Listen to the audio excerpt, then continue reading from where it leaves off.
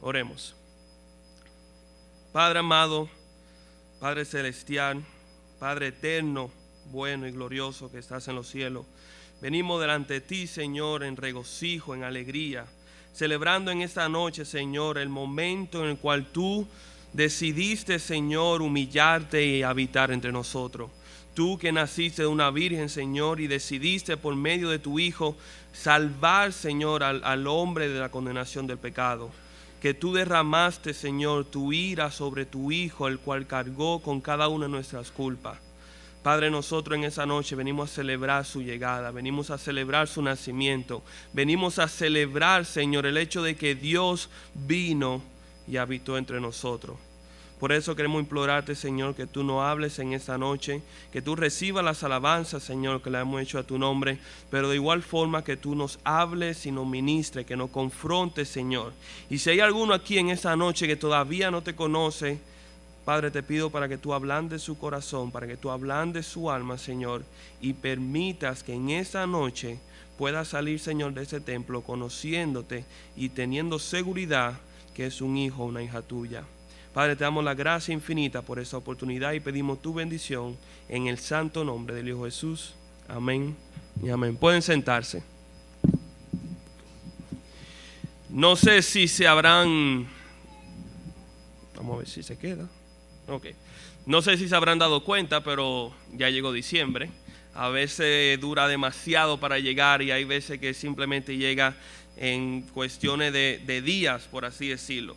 Y cuando llega diciembre, lo primero que nosotros pensamos es que llegó la Navidad. Y es inevitable pensar todo lo que conlleva la Navidad. Muchas veces nosotros pensamos en la Navidad y obligatoriamente pensamos en lo que son los regalos que vamos a recibir, pensamos en esa cena o las diferentes cenas que vamos a tener oportunidad de comer, el puerco en puya, la telera, pastel en hoja y todos esos platos que nos identifican a nosotros. Algunos a veces pensamos de las vacaciones, por fin vamos a tener un tiempo de descansar, un tiempo para relajarnos, para pasar tiempo tranquilo en la casa. Yo pienso que casi todos nosotros también pensamos en lo que es el doble sueldo, ese salario número 13 que nosotros anticipamos el año entero esperando que llegue. Familiares y amigos que vienen desde el exterior, que vienen posiblemente teniendo muchos años sin venir y vienen en esa época precisamente para compartir con su familia y con sus amigos. Pensamos en las luces, la decoración, que los arbolitos y todo eso, en fin. Es una época cargada de emociones, es una época cargada de significado, de tradiciones, de expectativas, por así decirlo. Pero hay un evento que muy a menudo se pasa por alto en esa época y es precisamente la razón principal de la Navidad, que es el nacimiento de Cristo Jesús. Y eso es lo que yo quiero preguntarle en esa noche. ¿Qué significa para ti la Navidad? ¿Qué significa para la iglesia? ¿Qué significa para ti, invitado, amigo, familiar que nos visita? ¿Qué significa para ti el nacimiento de Cristo? Si nosotros fuéramos a quitar los regalos, la comida, el dinero, las visitas, todo eso, si nosotros fuéramos a quitar todo eso de la Navidad y lo único que quedara fuera el nacimiento de Cristo, ¿acaso esto sería razón suficiente para celebrar? ¿Acaso el hecho de que Cristo vino al mundo sería razón suficiente para nosotros regocijarnos y contentarnos en esa época? ¿O simplemente lo veríamos como algo común y corriente? Si pueden ir conmigo al libro de Mateo, vamos a ver una porción bien corta de las Escrituras, un pasaje que todos nosotros conocemos y que habla precisamente de esto, y se encuentra en Mateo capítulo 1, versículo 18. En esta noche vamos a ver 3 eventos importantes en el relato de la natividad de Jesús. Mateo capítulo 1, versículo 18. Si alguno no tiene una Biblia, puede levantar su mano. Nosotros tenemos Biblia aquí disponible en la iglesia, que con mucho placer lo vamos a llegar. Veo algunas manos de este lado. Si no, también puede acercarse a una persona que tenga, no se preocupe. Para nosotros sería un placer. Pero es importante que todos tengamos una porción para que podamos seguir lo que son los versículos, los pasajes que vamos a estar viendo en esta noche. Mateo capítulo 1, versículo 18 en adelante, dice así. Dice: el nacimiento de Jesucristo fue así. Estando desposada María su madre con José, antes de que se juntasen, se halló que había concebido del Espíritu Santo. José su marido, como era justo y no quería infamarla, quiso dejarla secretamente. Y pensando él en esto, he aquí un ángel del Señor le apareció en sueño y le dijo: José, hijo de David, no temas recibir a María tu mujer, porque lo que en ella es engendrado del Espíritu Santo es. Y dará a luz un hijo y llamará su nombre Jesús, porque él salvará a su pueblo de su pecado. Todo esto aconteció para que se cumpliese lo dicho por el Señor por medio del profeta, cuando dijo: He aquí una virgen concebirá y dará a luz un hijo, y llamará su nombre Emmanuel, que traducido es Dios con nosotros. Y despertando José del sueño, hizo como el ángel del Señor le había mandado, y recibió a su mujer, pero no la conoció hasta que dio a luz a su hijo primogénito, y le puso por nombre Jesús. Nosotros sabemos, antes de comenzar, el título del mensaje, para los que toman nota, es Crónicas de un nacimiento anunciado. Crónicas de un nacimiento anunciado. Venía diciendo que en la cultura judía algo muy importante es el nombramiento o el nombre que se le pone a los hijos. En la cultura judía no es el ponerle un nombre a un hijo, a un recién nacido, es algo más que simplemente el nombre por el cual va a ser llamado, sino que representa también la esencia del hijo, lo que caracteriza a ese hijo. Pero no solamente lo que caracteriza, sino también representa el deseo que puede tener el padre con su hijo, ya sea que quiere que su hijo sea grande, que sea temeroso de Dios, que sea una persona humilde, etcétera, etcétera. Y los padres transmitían este deseo mediante el nombre que le ponían a su hijo. Un ejemplo sencillo que vemos en las escrituras es el nombre de Noé. Dice en Génesis 5:29 que dice: y llamó su nombre Noé, diciendo: este nos aliviará de nuestra obra y del trabajo de nuestras manos, a causa de la tierra que Jehová maldijo. Y los padres de Noé quisieron ponerle ese nombre porque ellos veían que Noé iba a ser un alivio para ellos. Y efectivamente el nombre Noé significa alivio, descanso y comodidad. Pero también vemos que nuestro mismo Señor, Dios, también en ocasiones cambió el nombre de persona, de manera que su nuevo nombre vaya acorde con su nuevo propósito. Este fue el caso, por ejemplo, de Simeón, que significa escucha, y fue cambiado a Pedro, que significa piedra, dando a entender la importancia que le iba a tener en la fundación de la iglesia. También nosotros vemos a Jacob, aquel patriarca que nació agarrado del talón de su hermano Esaú. Y ese nombre Jacob significa aferrado al talón o suplantador. Sin embargo, Dios le cambió ese nombre de Jacob a Israel, que significa hombre que lucha con Dios, justo después de que Jacob había luchado con el ángel de Jehová. Así que nosotros vemos que ciertamente es importante ver los nombres que aparecen en las escrituras, porque estos nombres muy a menudo acarrean una definición, una característica de la misma persona. Y es importante también ver entonces el nombre que Dios le puso a su hijo Jesús. Y aquí nosotros vemos en ese pasaje dos nombres que se mencionan. El primero es Jesús, y Jesús significa Salvador en griego, y es un derivado del nombre en hebreo Josué, como dicen Yeshua. O sea, el nombre Josué es la versión en hebreo del nombre de Jesús, que es en griego, y significa Salvador. Pero también vemos que se le llama el Cristo. ¿Y qué significa Cristo? Bueno, significa el ungido o el elegido, y eso es en el griego. La traducción equivalente del hebreo sería el Mesías. O sea que Cristo es el equivalente a Mesías. Jesús es el nombre terrenal, sin embargo Cristo es su título oficial. Por eso que se dice Jesús el Mesías, Jesús el Cristo. Pero nosotros vemos otro nombre aquí que se menciona, y es el nombre de Emmanuel.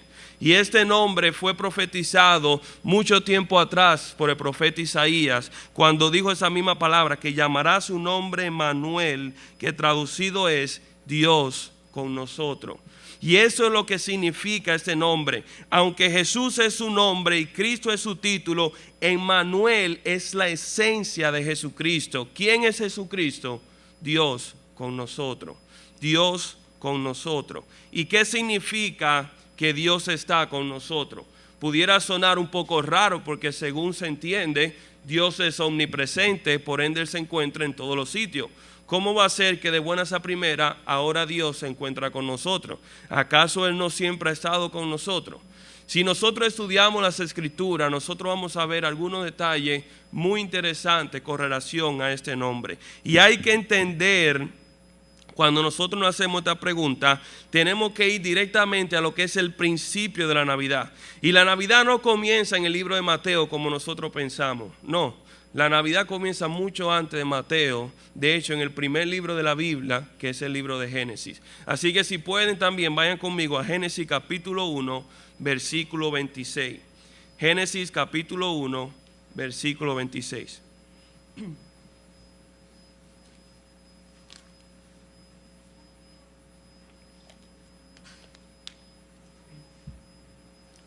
Dice así, Génesis capítulo 1, versículo 26.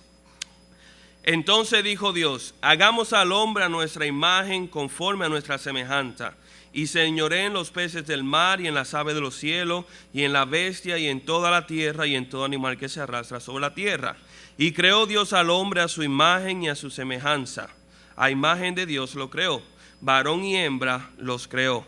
Y los bendijo Dios y les dijo, fructificad y multiplicaos, llenad la tierra y sojuzgadla, y señoread en los peces del mar, en las aves de los cielos y en todas las bestias que se mueven sobre la tierra. Y al final del capítulo, en el versículo 31, dice, y vio Dios todo lo que había hecho, y he aquí que era bueno en gran manera, y fue la tarde y la mañana del día sexto. Para nosotros entender el nacimiento de Cristo, para entender lo que es la Navidad y el significado de Navidad, tenemos que ir precisamente al principio de la Navidad, que se encuentra aquí en Génesis. Aquí nosotros vemos cómo el Señor crea al hombre de una forma especial. Como ustedes recordarán, el libro de Génesis, que significa comienzo, habla acerca del comienzo de la creación, cómo el mundo, el universo y todo lo que nosotros vemos fue creado. Y la Biblia nos enseña que en el día sexto fue creado el hombre conforme a la semejanza de Dios. Nosotros vemos que en esa creación fue especial. Toda la creación que el Señor había hecho hasta este momento fue hecha por su voz. El Señor dijo, hágase la luz, y fue hecha la luz. Dijo, hágase el sol y la luna, y se hizo el sol. Dijo, háganse los animales, los peces, las aves, y cada uno fue hecho conforme el Señor mandó. Pero el Señor no dijo, hágase el hombre, sino que dice que Él tomó del suelo y con su aliento y sopló aliento de vida. O sea, tuvo una creación especial, completamente diferente a toda la otra creación. Génesis capítulo 2, versículo 7 dice, entonces Jehová Dios formó al hombre del polvo de la tierra y sopló en su nariz aliento de vida, y fue el hombre un ser viviente. Echó del polvo y sopló su aliento de vida, el aliento de Dios, dándole así el alma al hombre y también dándole la habilidad de pensar y razonar. Pero no solamente fue especial en su creación, sino que también fue especial en su inspiración, porque el molde que el Señor usó para crear el hombre fue el mismo. Dios tomó su imagen y Él la usó como figura, como forma, como patrón, como diseño primo, para entonces así diseñar al hombre. Eso no significa que el hombre fue creado igual que Dios, pero que el hombre fue creado basándose en Dios. El Señor creó al hombre parecido, le dio una mente para pensar, le dio emociones para sentir, le dio voluntad para tomar decisiones, le dio raciocinio, conciencia, habilidades y atributos que solamente tenía Dios, y ningún otro ser creado tenía esa capacidad o esas habilidades. Sin embargo, Dios creó al hombre a su semejanza para que se pareciera a Dios en ese sentido. Pero también el trato del hombre fue especial, porque dice aquí la palabra que Él colocó al hombre por encima de su creación, gobernador de la creación de Dios. Él lo puso para que señoree en toda la persona, para que señoree sobre todos los mares, para que señoree sobre las bestias, sobre la planta, sobre todo. Básicamente el hombre fue el gobernador de la creación de Dios. Pero ¿cuál fue el propósito del Señor hacer todo esto? Sencillo: disfrutar de una comunión con Dios, de vivir en paz y en armonía con su Creador. Que el hombre esté con Dios y que Dios esté con el hombre. Este fue el propósito principal para Dios crear a Dios.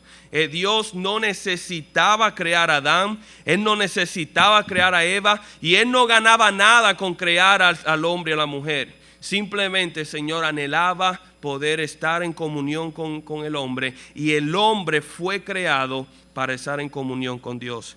Génesis 3, versículo al 8 nos enseña que Dios se paseaba libremente por el jardín del Edén. No existía distancia, no existía alejamiento entre Dios y Abraham. Adán no tenía necesidad de nada más, porque todo lo que él necesitaba lo encontraba en Dios. Y él tenía completo acceso a Dios durante todo el tiempo, en toda hora y en todo momento, porque él tenía una comunión perfecta con Dios. Adán y Eva eran completos porque estaban cumpliendo precisamente el propósito por el cual fueron creados, que era para tener comunión con Dios. Sin embargo, algo horrible sucedió, y ese fue que, a pesar de haber sido creado perfecto, Adán y Eva pecaron, y mediante este pecado quebrantaron esa comunión que tenía. Dice Génesis capítulo 1, versículo 1 en adelante, dice: pero la serpiente era astuta, hablando ahora de Satanás, más que todos los animales del campo que Jehová Dios había hecho, la cual dijo la mujer: con que Dios os ha dicho, no comáis de todo árbol del huerto. Y la mujer respondió a la serpiente, del fruto de los árboles del huerto podemos comer, pero del fruto del árbol que está en medio del huerto, dijo Dios, no comeréis de él ni le tocaréis, para que no muráis. Entonces la serpiente dijo a la mujer: no morirás, sino que sabe Dios que el día que comáis de él, serán abiertos vuestros ojos y seréis como Dios, sabiendo el bien y el mal. Y vio la mujer que el árbol era bueno para comer y que era agradable a los ojos, y árbol codiciable para alcanzar la sabiduría, y tomó de su fruto y comió, y dio también a su marido, el cual comió así como ella.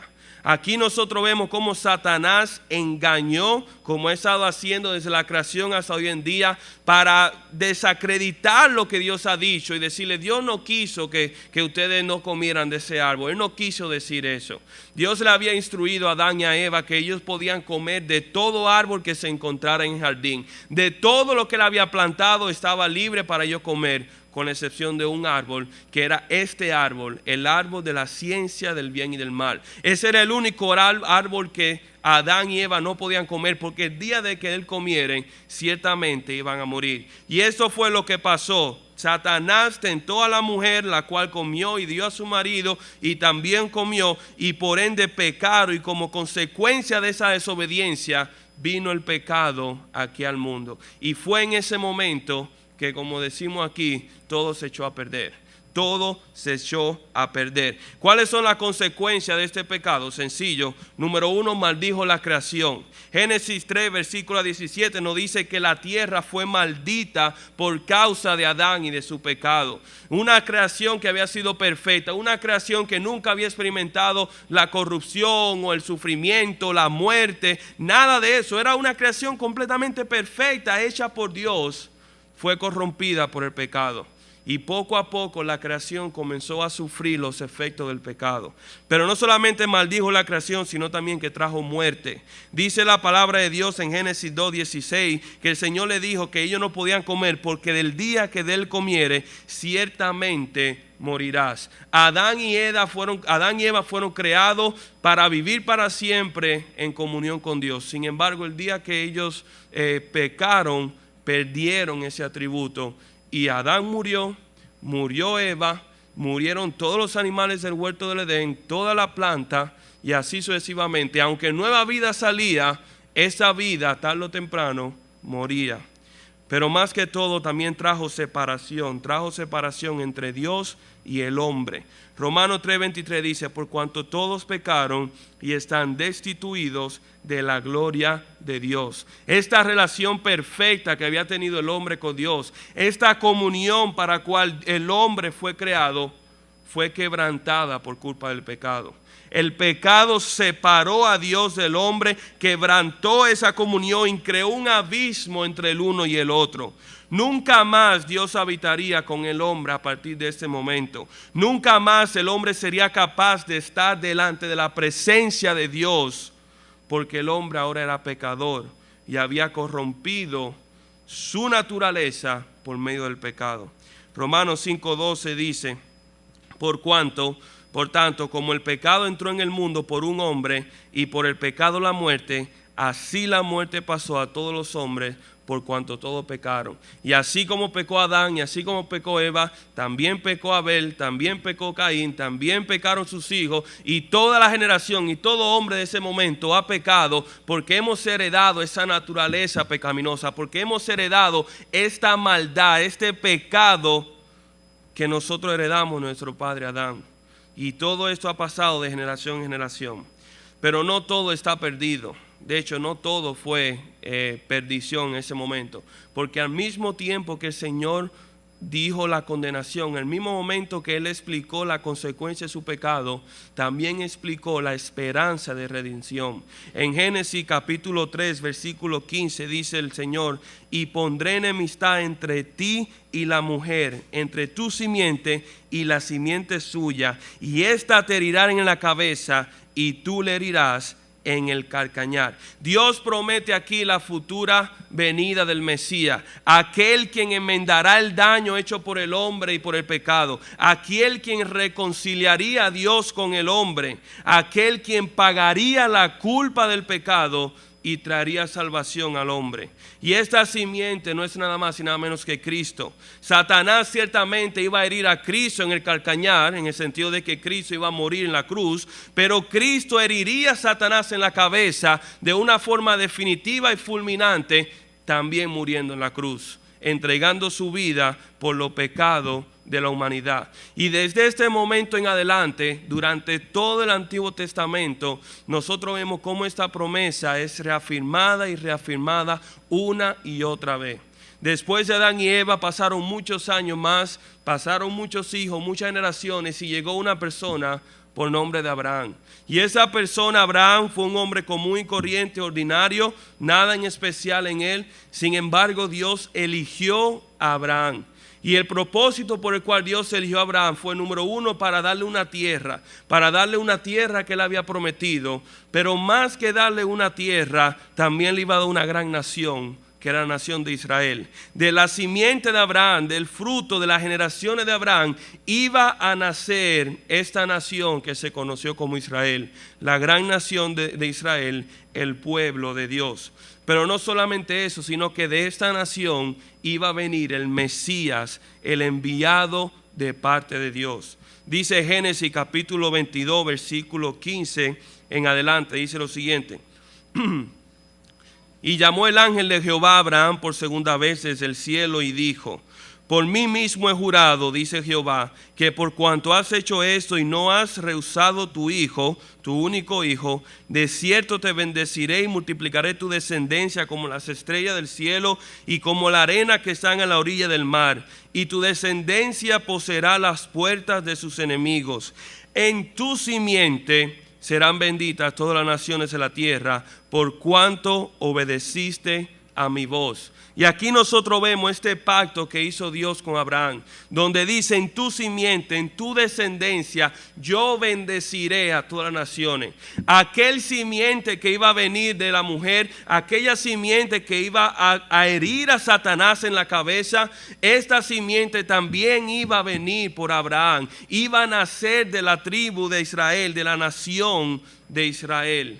Y ciertamente Dios multiplicó la descendencia de Abraham y se convirtió en gran nación. Pero en aquel momento, el que serían o en el que le iban a ser benditas todas las naciones, simplemente no llegó. No llegó esa promesa en el tiempo de Abraham. Abraham nunca vio aquel en quien iban a ser benditas todas las naciones. Por lo menos no había llegado todavía. Pero pasaron muchos años y llegó una persona por nombre Moisés. Y ese Moisés, quien había libertado al pueblo, también recibió de parte de Dios otro regalo y otra confirmación. Y ese regalo fue la ley de Dios. Dios le dio a Moisés su ley, sus estatutos, para que el pueblo pueda tenerlo y así el pueblo pueda saber cómo debe de obedecer y cómo debe de honrar a Dios y a Jehová, para mostrar también la perfección y la santidad de Dios, pero también para evidenciar el pecado del hombre y la incapacidad que tenía el hombre de cumplir la ley de Jehová. Dios le había dado la ley a Moisés y a todo el pueblo de Israel y a toda la humanidad con el propósito de mostrar al hombre su incapacidad de ser salvo. El pueblo de Israel pensó que cumpliendo la ley encontraría salvación. Sin embargo, lo único que hizo la ley fue mostrarle cuán lejos estaban de ser salvos, cuán lejos estaban ellos de la salvación. Y esto afirmaba nuevamente la necesidad que teníamos de un Mesías. Y esto simplemente afirma la necesidad que hay de un Salvador, aquel que cumpliría la ley de Moisés en toda su totalidad. Mateo capítulo 5, versículo 17 nos dice que esta persona era Jesús. Jesús dice en el versículo 17, Jesús diciendo esto, dice: no penséis que he venido para abrogar la ley o los profetas. No he venido para abrogar, sino para cumplir. Y en Romanos capítulo 10, versículo 4 dice: porque el fin de la ley es Cristo, para justicia a todo aquel que cree. Cristo era la persona por la cual la ley iba a ser cumplida. Cuando Dios dio la ley a Moisés y le dio la ley al pueblo de Israel, no fue para que el pueblo pueda ser salvo por medio de la ley, sino para que ellos nuevamente fueran recordados que necesitan la salvación del Mesías, aquel que era el único capaz de cumplir toda la ley de Jehová y todo su mandamiento. Esa ley solamente evidenciaba lo lejos que estaba el hombre de Dios y la necesidad que tenía del Mesías y del Redentor.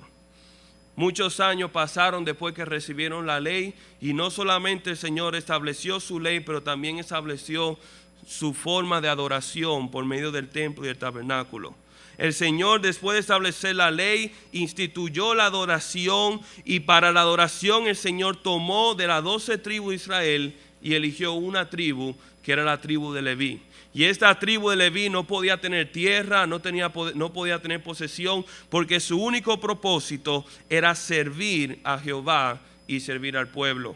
Deuteronomio capítulo 10 versículo 8 dice: en aquel tiempo apartó Jehová la tribu de Leví para que llevase el arca del pacto de Jehová, para que estuviese delante de Jehová para servirle y para bendecir en su nombre hasta hoy. Dios instituyó su tabernáculo de reunión, que después también se convirtió en el templo. Pero no solamente eso, también instituyó a los sacerdotes de la misma tribu de Leví, sacerdotes que iban a servir en el templo, sacerdotes que iban a ministrar a la congregación, y que estos sacerdotes debían de construir también el arca del pacto. ¿Y qué era el arca del pacto? Simplemente era un arca donde se encontraba objetos significativos para Israel, pero también donde descansaba la presencia de Jehová. Y Jehová también instituyó un sumo sacerdote, aquel sumo sacerdote que iba a interceder entre Dios y el pueblo. Pero déjeme decirle que a pesar de que el Señor dio la ley, y a pesar de que dio el sistema de oración, y tuvimos un tabernáculo y tuvimos un templo, aún así Dios no estaba con nosotros. Aún así Dios no estaba con el hombre. El ministerio del sumo sacerdote fue un ministerio limitado. Solo podía entrar una sola vez al año, y antes de entrar él tenía que limpiarse a sí mismo. El sumo sacerdote solamente podía interceder por los pecados del pueblo, pero él mismo no tenía la capacidad de perdonar los pecados. ¿Y qué era el templo? El templo era más que un simple edificio hecho de piedra, el cual fue destruida no una, sino 2 veces por naciones paganas y por pueblo impío. Lo importante no era el templo, sino quién habitaba en el templo, el cual era Dios. Sin embargo, la morada de Dios en el templo era una morada temporal. El templo, su adoración y sus servidores eran solo una sombra de aquel ungido que había de venir. Dice la palabra de Dios en Hebreos capítulo 9, versículos 24 y 26, dice: Porque no entró Cristo en el santuario hecho de mano, figura del verdadero, sino en el cielo mismo, para presentarse ahora por nosotros ante Dios, y no para ofrecerse muchas veces como entra el sumo sacerdote en el lugar santísimo cada año con sangre ajena. De otra manera le hubiera sido necesario padecer muchas veces desde el principio del mundo. Pero ahora, en la consumación de los siglos, se presentó una vez para siempre por el sacrificio de sí mismo para quitar de en medio del pecado. Cristo era aquel sumo sacerdote que el pueblo necesitaba. Cristo entró en aquel templo celestial que no fue construido por ningún hombre ni por manos humanas. Sin embargo, por lo más cerca que estuvo el hombre a Dios, el templo y su adoración solamente evidenciaron que nuevamente el hombre estaba separado de Dios, que existía una separación entre Dios y el hombre. En cierta forma, esto simplemente evidenció lo que hemos estado viendo hasta ahora, que por sí solo el hombre no podía estar con Dios. Por sí solo el hombre no podía entrar al templo, no podía adorar al Señor, no podía simplemente ofrecer sacrificio en el templo por sí solo, sino que necesitaba la ayuda de otra persona. Incluso esas personas que ayudaban estaban sirviendo de una forma temporal. Y si nosotros seguimos viendo durante el Antiguo Testamento, nos damos cuenta que también el Señor envió personas, envió jueces, reyes, profetas. Y estas personas no eran más que simplemente voceros de parte de Dios para instruir a la congregación y a la nación y al pueblo en los caminos de Dios. No eran más que representantes de un Dios que estaba distante de su creación. No porque ese fuera el deseo de Dios, sino simplemente porque nosotros éramos pecadores. Porque hemos pecado y por culpa de nuestro pecado hemos alejado a un Dios santo. Estos mensajeros juzgaron, reinaron y profetizaron conforme Dios le mandó. Pero también ellos fueron sombras de aquel que había de venir. Aquel que juzgaría a todo el mundo, según dice Mateo. Aquel que sería el Rey de Reyes y Señor de Señores, y aquel que hablaría lo que el Padre le mandó que hablare. Estos mensajeros más que nada hablaron y profetizaron y prepararon el camino de aquel Mesías que había de venir. Pero Dios seguía estando distante de su pueblo. Y después de eso, hermanos, llegamos ya al final del Antiguo Testamento. Llegamos ya en un periodo interesante que se llama el periodo de los 400 años de silencio. Desde la última profecía registrada en el libro de Malaquías hasta los eventos que se registran al principio del libro de Mateo, nosotros vemos un periodo de más de 400 años, el cual se denomina los 400 años de silencio.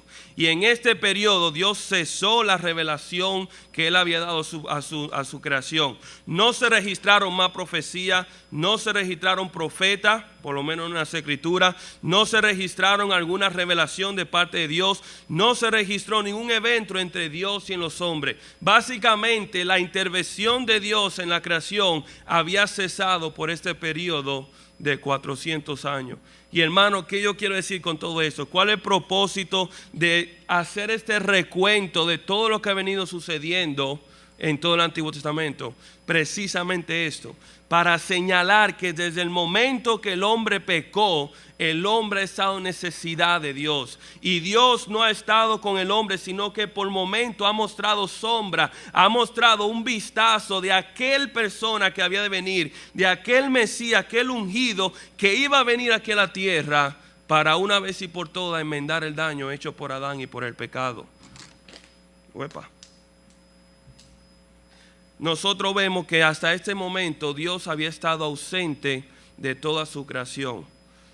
Pero después nosotros llegamos a Mateo capítulo 1, versículo 18.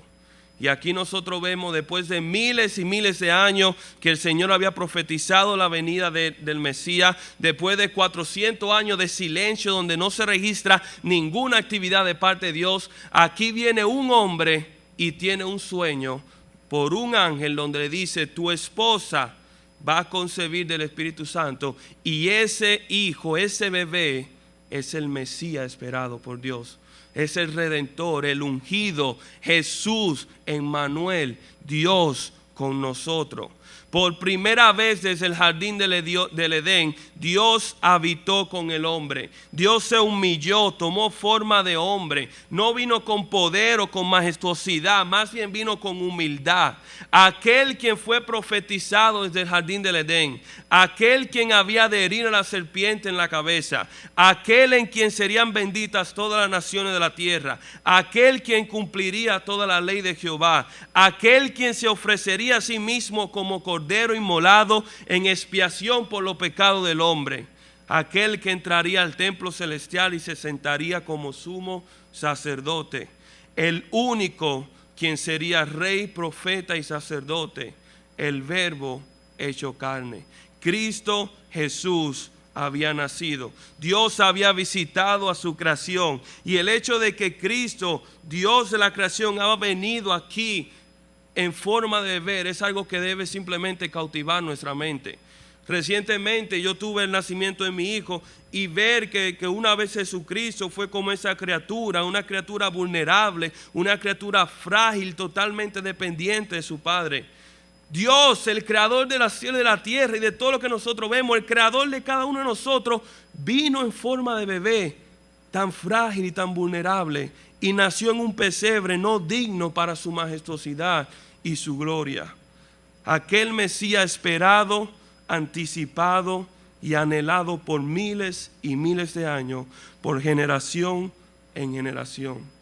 Y como dice Mateo capítulo 1, versículo 23, he aquí una virgen concebirá y dará a luz un hijo, y llamará su nombre Emmanuel, que traducido es Dios con nosotros.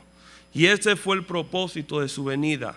Cristo vino aquí a la tierra, tomó forma de hombre para habitar entre nosotros, pero no se quedó ahí. No simplemente fue un niño que nació en un pesebre muy bonito y ya, fin de la historia. No, ahora es que comienza la historia, porque este nacimiento tuvo un propósito. Este nacimiento fue en vista a la culminación de su vida. ¿Y cuál era esa? Salvar al hombre de la condenación del pecado, redimir la creación de la maldición del pecado y ofrecer un camino para el hombre para poder regresar a Dios, de poder tener nuevamente esa comunión entre Dios y el hombre.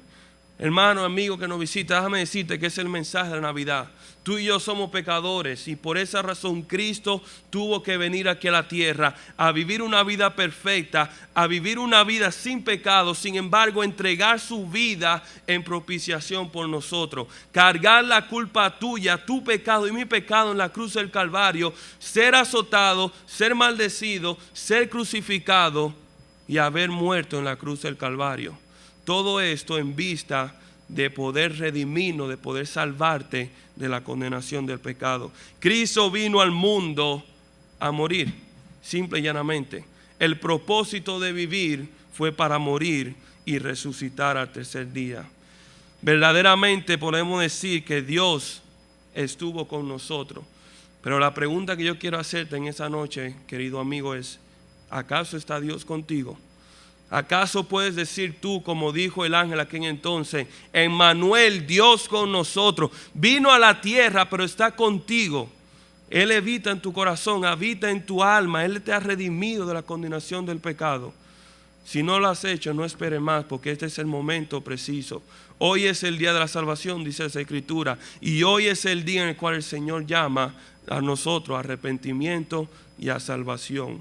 Este es el propósito de la Navidad. Esta noche nosotros celebramos la llegada al mundo de nuestro Salvador, el hecho de que Dios se hizo hombre y que murió por nuestro pecado, la salvación que nosotros tenemos en Cristo. Esta noche nosotros celebramos que Dios estuvo con nosotros, está con nosotros y siempre estará con nosotros por los siglos de los siglos. Amén. Vamos a orar, por favor.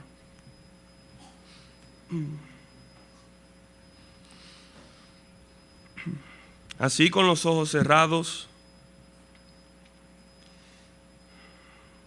Si tú hoy en esta noche, después de haber escuchado este mensaje, y sientes el llamado del Señor y puedes decir con toda sinceridad, yo sé que a pesar de que Cristo vino y murió, Él no está conmigo. Dios no está conmigo en esta noche. Y si tú has sentido el llamado del Señor en esta noche, si tú quieres entregarle tu corazón, tu vida y rendirte a los pies de Cristo, simplemente repite estas palabras. De hecho, la palabra no tiene nada mágico, nada sobrenatural. No es lo que tú digas con tus labios, sino más bien lo que tú creas en tu corazón, lo que te concederá el perdón de tus pecados y la salvación. Dile, Señor Jesús, yo reconozco que soy un pecador, yo reconozco que te he ofendido, yo reconozco que merezco el castigo del infierno. Sin embargo, Señor, también reconozco que tú enviaste a tu Hijo Jesucristo para tomar mi lugar y para morir por mí.